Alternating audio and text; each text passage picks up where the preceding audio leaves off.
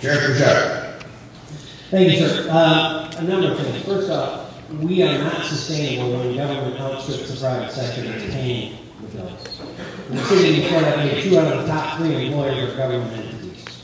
That's not sustainable. We need those to be very large and growing businesses first. Second, and we need to make sure the government is effective and efficient and also determine what's a need and what's a want. Everybody knows the difference about that at home. The wants go off the table in tough times, the needs get focused on it, you need to fix the roof, you get 2 or 3 bids, you get the best bid, and you try to bring the price down even more. Government needs to treat your money that way. That's what I've done as a sheriff of one of the largest agencies in America. So for example, when I took over and we looked at our operations, feeding inmates, I competitively bid that. Every year that one line item to a private company now saves me $1.6 million just on food. If the state government did the same thing, that's $40 million every year. Standards would remain open, and we wouldn't have this debate about pushing very violent offenders into our community and replacing them with California Gitmo because we need to keep them behind bars in the first place. Government has to do better with what it has and give the opportunity for the private sector to grow. And last but not least, we have to do that across all agencies and departments. And constantly, as Pete said, benchmark our costs and our delivery with the private sector to make sure we're in line with the people we're supposed to be serving. Thank you very much. Senator George. Kathy, we live in a state where unions bargain for the right to smoke at work and then bargain for a health care card to cover everything. And that's what drove GM and Chrysler and Park to bankruptcy. And it's doing the same thing for the state of Michigan. And we can't let it happen. We have to do what private businesses are doing with health care. We have to say to state employees that we will help you, but you have to help yourself. Health care and health care costs stem from personal behavior. And what are private companies doing? They're saying, we'll give you health care, but you need to do X, Y, and Z. You need to smoke less, exercise more, have your age-appropriate health care screenings. Happy birthday, you turned 50. It's time for colonoscopy. We need to have interactive health care where state employees will help us to be healthy. That can't be a giveaway. That is the fastest growing piece of state employee health costs. Of state employee costs is health care. And to fix it, we need to do what private companies have done, extract behavioral change. And it's not just state employees, it's all of us. Michigan needs to be healthier to reduce health care costs, to reduce government expenses. That's what will give us a more vital workforce. That's what will make Michigan competitive again. That's TMI.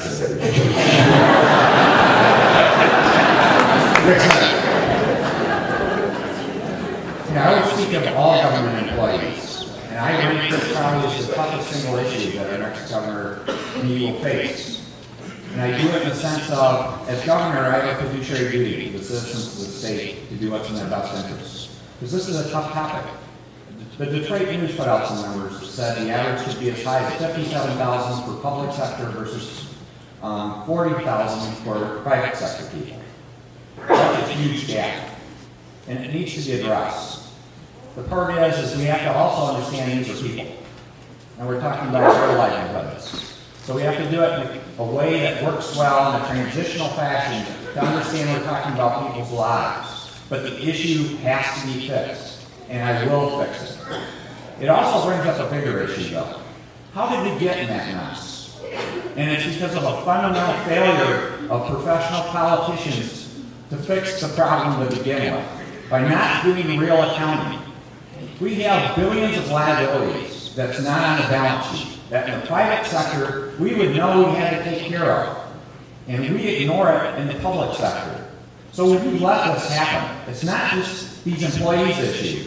We, as citizens, let our leaders do this to us, and we shouldn't have done that. So let's go fix it. I want to do a full balance sheet accounting across the state of every municipality to understand those rocks that we never want to talk about, and we will fix them. Thank you, Rick.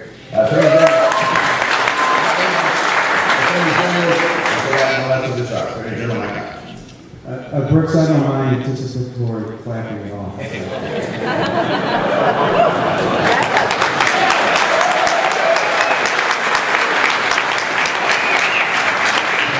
Kathy, thank you very much for that question.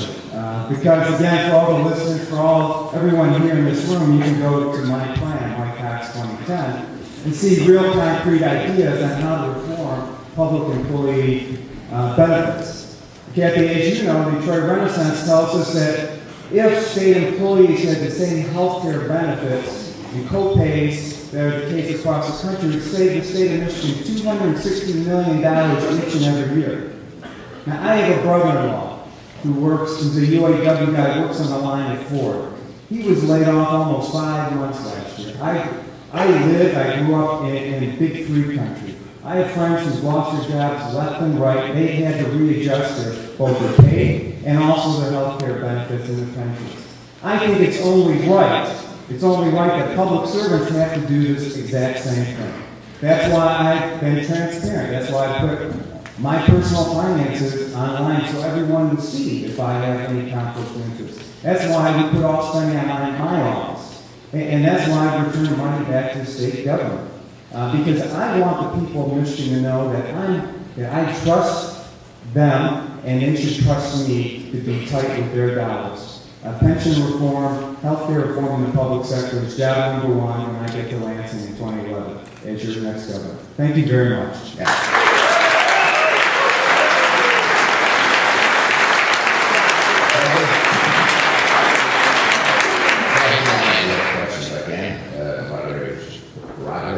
I got 14 meetings I negotiated with. I'll tell you what, it's against the law in Michigan for public employees to strike. If one went on strike, he should be fired because of violated laws. But Reagan did to the air control. Remember that? Round 3. I see none interest in Detroit toothbrush, and you start with Sheriff Mike Bouchard. Thank you. Good morning, gentlemen. I want to talk to you this morning first about trade-offs and in the context of structural reform. We're finally talking about structural reform in Lansing, but not in a completely serious way yet, but at least it's on the table. But of course there's a divide, there's a political divide. Democrats tend to talk about structural reform in terms of revenue enhancement, tax reform that will get us more money to do the things we need to do. Republicans tend to talk about it in terms of cuts and reductions. But of course no one can get their way exclusively. There's got to be some sort of compromise. So what I'd like each of you to do is address the kinds of tax reforms that you would find most palatable. I'm talking about structural reforms that would yield more money. I know that if you talk about whether you support change to a graduated income tax initiative, or whether you support expanding sales taxes to services. These are the kinds of things that Democrats would like to do. And as governor, you're going to have to work with them. So which of those things on your list do you find the most agreeable, the things that you could put together? Sheriff Bouchard, try to answer that in 90 seconds. Yeah, really. You don't have a car for me to tell. A few things. It's critically important that we got some other things that you talked about, but I also think that it's important not just to talk about raising taxes. In fact, I was the first in the state to sign a pledge that I won't raise taxes in the state of Michigan. It's absolutely one Michigan can't afford to have a tax increase after they had one 2 years ago, which clearly didn't work, didn't solve the problem. We need to structurally and fundamentally reform how we deliver services to find what we have to deliver and then do it in a better way. An example, television stations in many markets across the state now share a camera. They send one camera out that both get the tape. Those are arch rival competitors. We in government have buses in different entities driving past each other in the same roads. We can't share a bus. Duplication, elimination has to be eliminated. We have to consolidate, share, and in some cases privatize. We can literally drive hundreds of millions of dollars out of the budget and put it on the goal of that expenditure. For example, in education, it's where the student meets the teacher and knowledge is imparted. Everything that feeds up to that, literally, you can save hundreds of millions of dollars without raising taxes and focus those resources on that learning moment so our kids get a better experience and a better opportunity to succeed in the state. We can do this, but it takes structural, systemic reform that I will do because I've done it. So in short, your answer would be there's nothing that the Democrats are talking about in terms of tax reform that you need to support. Their tax reform always needs a tax increase. So the answer is nothing. So that's the first resort they check into, not the last. Okay. But I will also say that since your follow-up